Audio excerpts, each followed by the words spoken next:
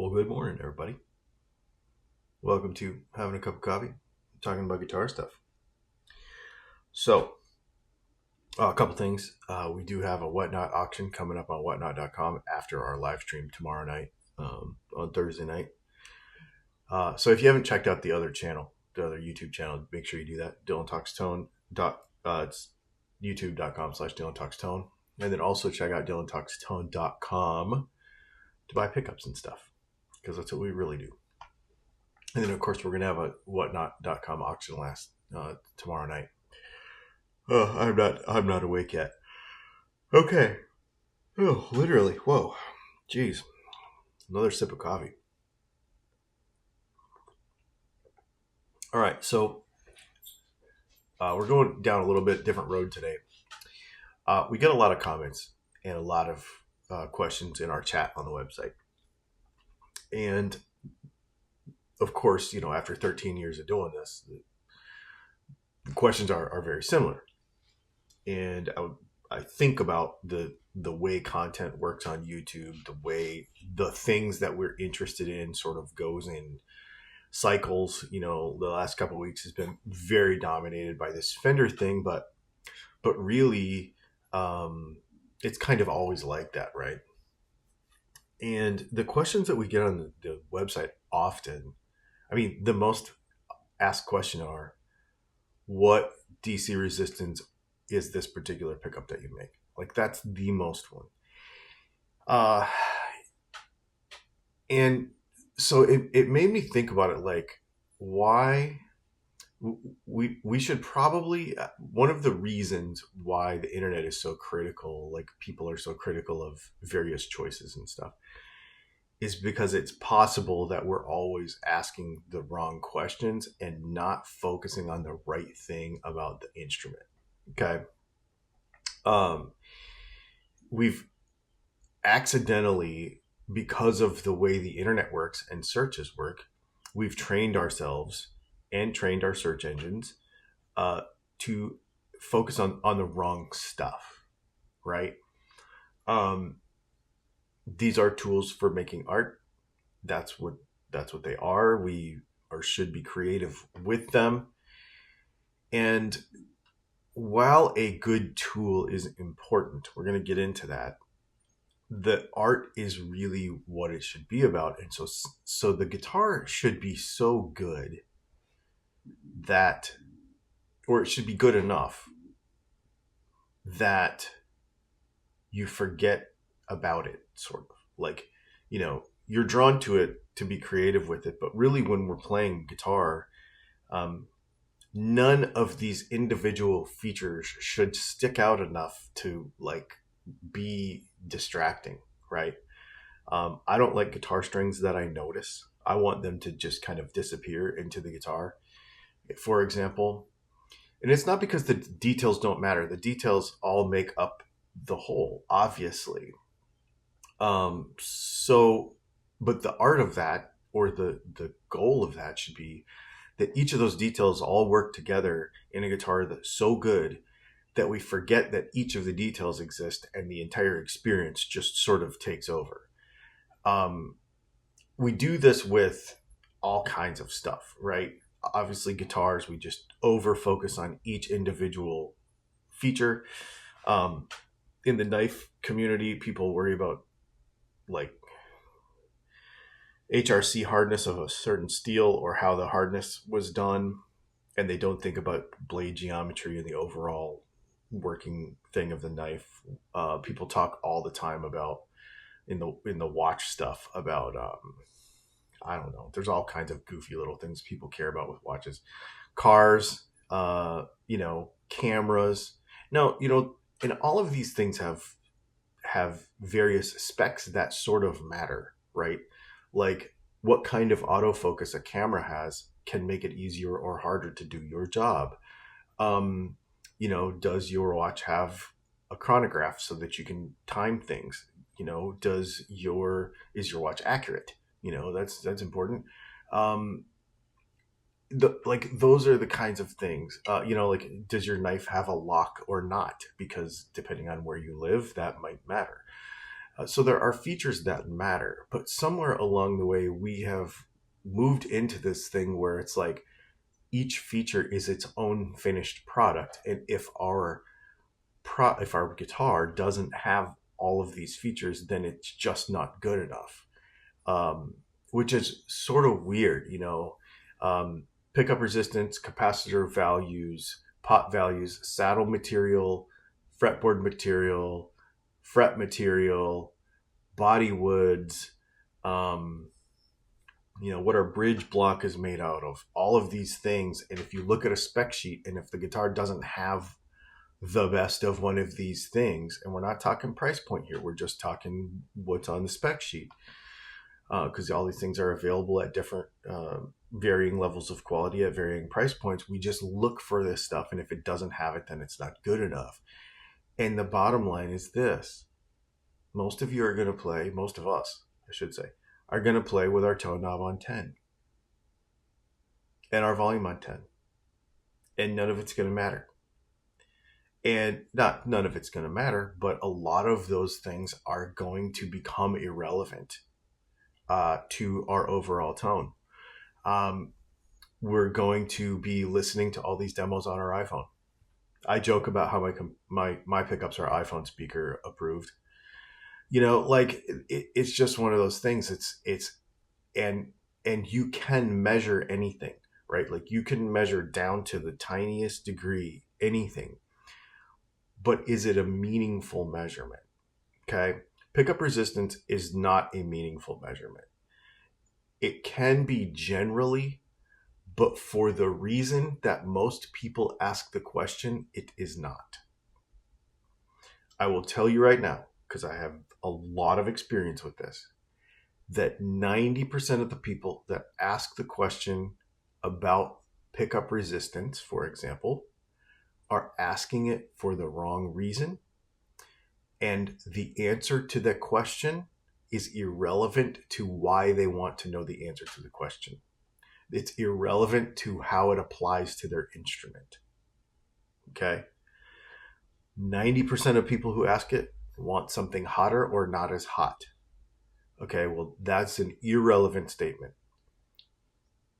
Understanding what you're going for is not a specification.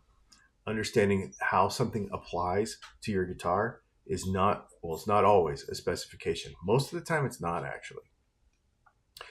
So that's kind of what I'm getting at. It's just one characteristic that measures how much wire is on a bobbin of a given size. That's it. That's all it does. It doesn't really tell you output, actually. It doesn't tell you frequency response. It doesn't tell you where it's going to sit in a mix. It doesn't tell you how dynamic the pickup is. It doesn't tell you how the thing is going to feel with various amps. It can somewhat on the bigger swings, but I find that people are like, well, that one's 5.9 and that one's 6.2. Which one should... Dude, it ain't gonna matter. Here's why. And you could go into a whole long explanation. We don't do this stuff with other things, right? Unless we are very, very specifically looking for something very specific. I'll give you an example.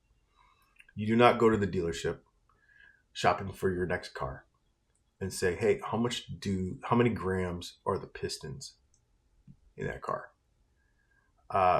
Can you give me the wrist pin diameter on the pistons on my new Volkswagen Taos? Nobody does that, right? Now, on the very edge of performance, it might matter. It matters to an engine builder, right? But that specification doesn't matter to the end user, even when they're an enthusiast about that thing. Yes, it is part of the performance. Yes, for the person who builds it, it makes sense to know that, and there's reasons for that. But don't obsess about the specification. Look at the final product, which is the guitar that should, if it's good, kind of disappear in your hands. Individual specifications are rarely enough information to make a proper decision on something. Okay, so if you ask one thing That is one thing, but it will not give you the complete picture of how the guitar is going to play, how it's going to sound, how it's going to perform. It's a system. The guitar is a system, right? So, and it goes from the pick to the speaker on an electric guitar, and everything is a system. It all works together. So you have to look at everything together. And if you zoom into any one thing too much, you may lose forest for the trees, right? Obviously, there's a lot of things that contribute to that, but neck size, fretwork, setup, like all the mechanical parts of the guitar that are supposed to work really well. The weight of the guitar, the balance of the guitar affects how you hold the guitar, the length of your strap, like all those things affect your tone. And so we have to look at this as a collective thing. The reason some guitars are magical and sort of just like, oh my God, this thing is so good, is not because one thing is awesome. It's because it's all awesome, right? It's not because the pickup output is such and such. It's not because it has a particular capacitor in it. It's not because it's made out of a certain kind of wood. Yes, all these things matter, but it's all amazing and nothing gets in the way. When you play a good guitar, okay,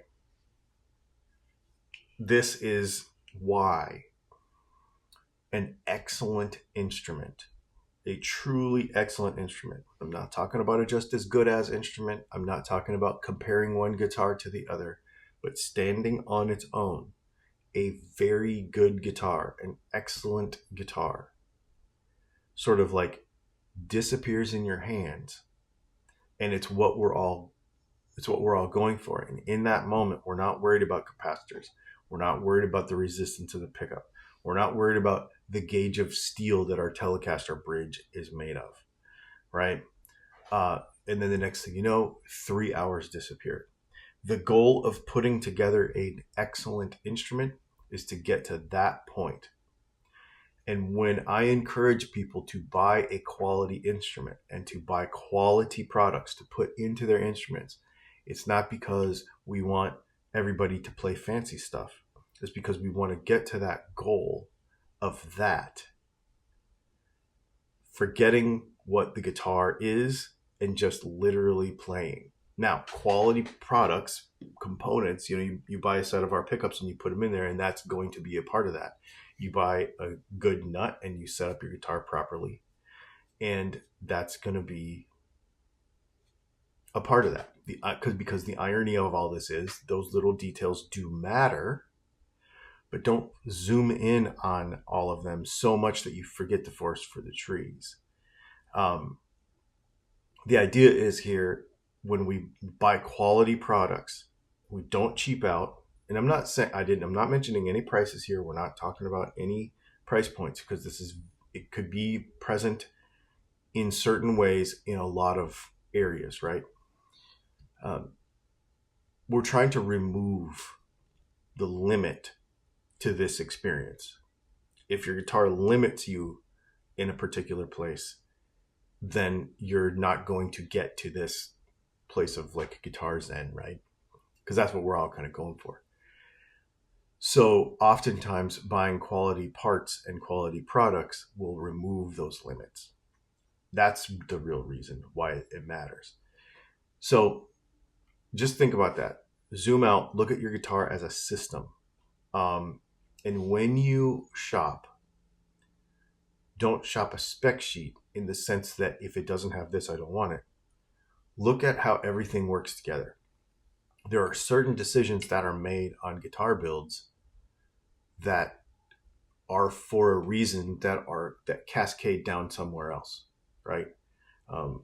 It could be that a certain fret size or a certain fret wire or a certain fretboard radius or a certain scale length or a certain whatever is because it contributes to a system that works a certain way, and it's not a specification on its own. So think about that stuff, and I'm not saying don't ask questions. I'm not saying don't be concerned with individual specifications, because they all add up to a very good thing. But think about them more broadly, and with the goal of trying to get your good guitar to not limit you and disappear in your hands.